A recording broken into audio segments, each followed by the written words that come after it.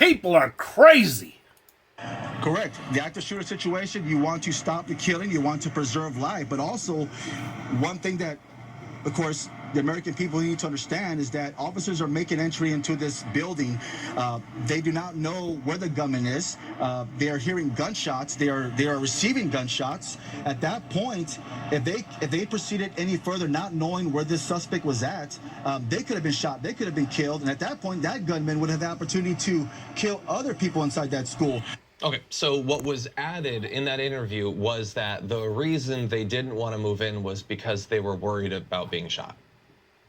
He just said it. I think we all understood that going in. I don't think that we needed that to be made explicit. Yes, you could be shot. Yes. Here's the point that everyone's missing. The Uvalde school shooting, where they had that shooter, the police failed to respond. The administration did nothing to do it. Yet the same administrators have job security. The police have job security. It starts with the administrators, okay? How do you handle school shootings? Well, you're going to have to replace your school administrators for beginners, okay? But they don't. And then they wonder, why do we have so many school shootings? Why does this happen? When everything gets dicked up and you give people job security, there's your answer. The post office employees feel like we're not allowed to go inside the post office and take video. They have something called Poster 7 on the wall. I'm not sure if you're familiar with it. We're familiar with it, Jason, but it appears that you're not. So I suggested to them that being that you're city police, you're not going to have jurisdiction on this property. So I asked them, I suggested them they call Homeland Security. Another big-time auditor fallacy that local police can't enforce laws at federal post offices. Even if the Silverthorne Post Office is a federal enclave, the Silverthorne police officers could still have the authority to protect the post office.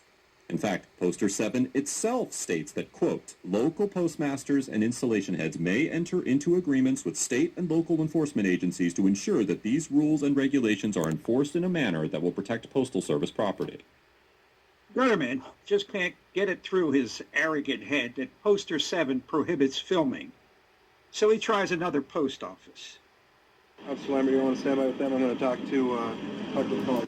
Okay, he's screwed up, as are frauditors in general. Christians are live and let live variety, even if some of them are judgmental. And a lot of them very much aren't. A lot of them are like, here's my beliefs. You don't have to share my faith. I'm not going to hate you. I'm not going to shun you or tell you you're going to hell. I'm just going to try to live my life based on the guidance that I feel is the language of the universe, the creator of the universe telling me how I should be, however they want to describe it. Now, there are still some religions, particularly on the other side of the world, where some people are absolutely in the mentality that these arbitrary rules that my book says you're both supposed to abide by, if you don't do this, then I feel justified stoning you to death. Again, I'm going to revert to the thing of don't blame a book for the evil shit you do. If you murder someone or try to murder someone for not believing as you do, or for even making fun of your religion or saying things about some prophet, you are a piece of shit. This applies to Christians as well. You look at the Christian doctrine closely, not that they're going to present it to you initially, and you find out that they do believe in blood atonement and human sacrificing and murder for bullshit reasons. But the prophet said you ought to be murdered. Yeah, I have experienced that one firsthand, but Christians, like all the other religions, piece of shit. Thank you. It's amazing all these people hate America with their guts, but they stay so annoying. There are people like North Koreans risking their lives to come here and they still don't get to come because they don't accept them. With the current president, I was actually was so brainwashed by the liberals in New York too. You know, I came to America and I couldn't possibly fathom there's a propaganda and lying, media manipulation happening in America. Like, I was so innocent. And after living here so long, it's just now it's like, well, we are a bit more sophisticated North Korean version right now. And of course, the consequences of disagreeing with the mainstream idea, political correctness is not as bad. But we are in a definitely that trajectory that they call me I'm a Nazi, that I'm a white passing person who does not know what oppression is. So but the thing is, I just hope that's a minority because I was living in Manhattan and what she's experienced is a lot of blowback for her criticism of North Korea. She escaped from North Korea. The thing she's been trying to warn people against is not to go in the direction of North Korea. And she has cited Columbia University political correctness, hypersensitivity. We are going into the mentality of North Korea. And that's going to be followed up by force. And she's actually been threatened. Okay? So she's warning Americans at Columbia University, don't go the way of North Korea, but we are going in that direction. Or at least a lot of Americans are pushing us in that direction. But even just that obvious literal reality, it doesn't occur to them, and they would genuinely be shocked and like, what are you talking about? I threatened you with violence.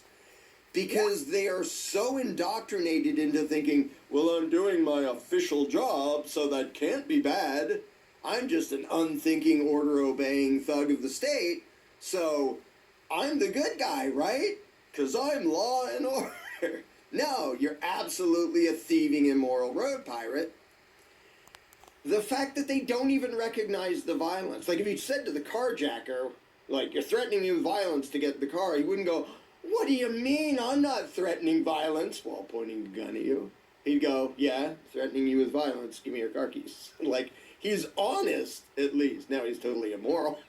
But he's honest. He's not under some delusion that he's the good guy, like, maintaining law and order for the peace of society by carjacking you. But the cop is so delusional that, number one, if you say, like, you stopped me by threatening me with violence, which is what the red and blue lights mean. The moment you flip them on, you just threaten me with violence. So first of all, he'd say, what? What are you talking about? And if you walk him through, like, you know, it wasn't a polite request. That was a command. And you and your fellow law enforcer gang members would escalate whatever level of violence it took to stop me. Even if it was for drifting through a stop sign or something. So immediately his delusion would be obvious. He would be shocked. He wouldn't even just not notice. He would be shocked that you accused him of threatening you with violence, even if he totally, obviously, indisputably did. And here we have the parasitic predator in question. This is Deputy Christopher Morgan of the Santa Clarita, California Sheriff's Department. Here he is getting an award for 1,300 DUI arrests over his career. Now, isn't that wonderful? No, and I'll tell you why it's not. How many of those do you suppose were the result of seeing someone actually driving recklessly, and how many were the result of him pulling over thousands and thousands of people for no good reason, most of them perfectly innocent, hoping to find some excuse to bust them or ticket them exactly like he did here? A prime example of the predatory mindset. And Deputy Morgan is not at all unusual in his mentality and his behavior and his treatment of other human beings. I want to know where Hunter Biden's laptop is. Where is it? Sir, I don't know that answer. That is astonishing to me. Has FBI Cyber assessed whether or not Hunter Biden's laptop could be a point of vulnerability, allowing America's enemies to hurt our country? I'm holding the receipt from Max Computer Repair, where in December 2019, They turned over this laptop to the FBI, and what now you're telling me right here is that as the assistant director of FBI Cyber, you don't know where this is after it was turned over to you 3 years ago. Yes, sir, that's an accurate statement. I seek unanimous consent to enter into the record of this committee the contents of Hunter Biden's laptop, which I'm in possession of.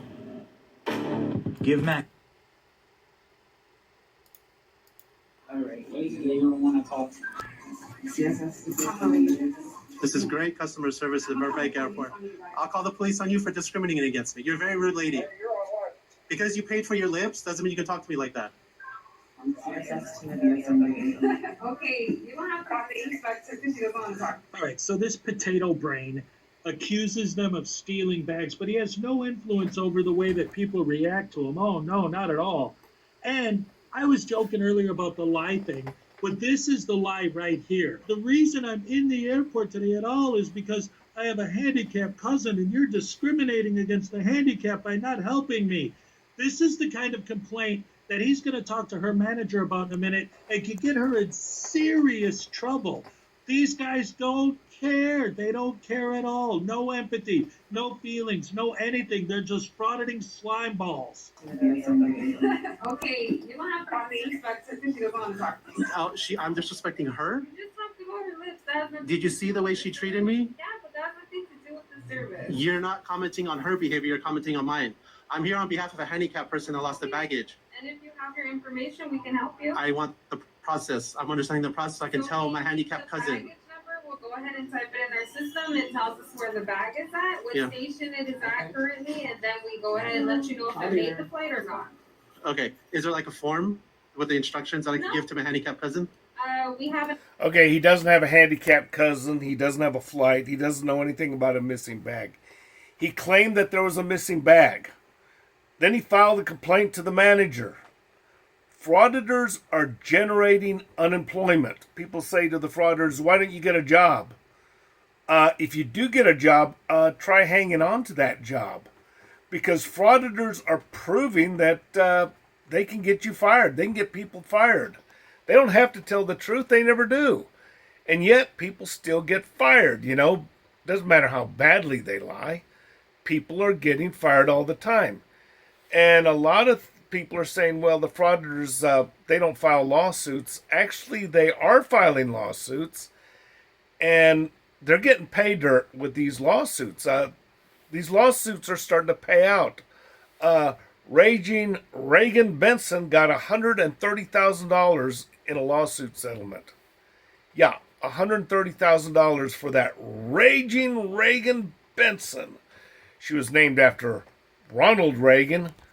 They looked at her face and said, what do we name her? And then they looked at Reagan's testicles and said, let's call her Reagan.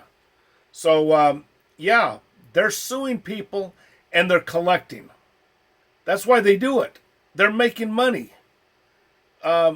It's immoral. I don't like what they're doing, but the system is allowing them to do that. No, you damn straight we're not. We're not doing this. Get your hands off of me. Step out. Get your hands off of me. I'm telling you one more time. Step the fuck. Who do you think you are? Don't do that with the dogs here. Okay, then don't do this. Don't do it. Don't do this. Don't do it with the dogs. Step out. Don't do it with the dogs here. Step out. What are you doing? A male deputy sheriff backup arrives, and David is suddenly very compliant. Get out of the car. Get the f*** out of the car. Get the f*** out of the car. What are you doing? Get out of the car. People are crazy. The fumble. He comes over to Andy. He goes, keep me in. What happened is, on the fumble, he was not in the game. Noah Gray went in, and he had the fumble. And that guy didn't get fired? Excuse me, what the hell is going on? At 18, I went into the United States Navy. I spent 1 year being trained and became a Navy SEAL. I then deployed to Southeast Asia and Vietnam for a 9-month deployment. While I was in BUDS training, underwater demolition SEAL training, I turned 19. While I was deployed on my first deployment to Vietnam, I turned 20. I returned home. Within 1 week, I went into my executive officer and I demanded to go back to Vietnam. He looked at me and said, but you just got home, you can't do that. He said, Navy requirements, you got to be 6 months out of the combat zone before you can go back in. Then he asked the question, what is the problem? And I said, here's the problem, sir. I said, over there, I'm a man. Here, I'm a child. I have done all of that. 9 months, came back, and I could not drink a beer on Orange Avenue because I was under 21. I couldn't even vote for who sent me to Vietnam. What did I learn from that? Gee, I guess we send children to war, don't we? Okay, things are a mess. They're getting worse. And the people that are creating these problems, like these politicians or these managers, have job security. Yeah, I'm identifying a problem. When you have problems with frauditors, you're going to have to deal with it yourself. But as I said earlier, people are crazy.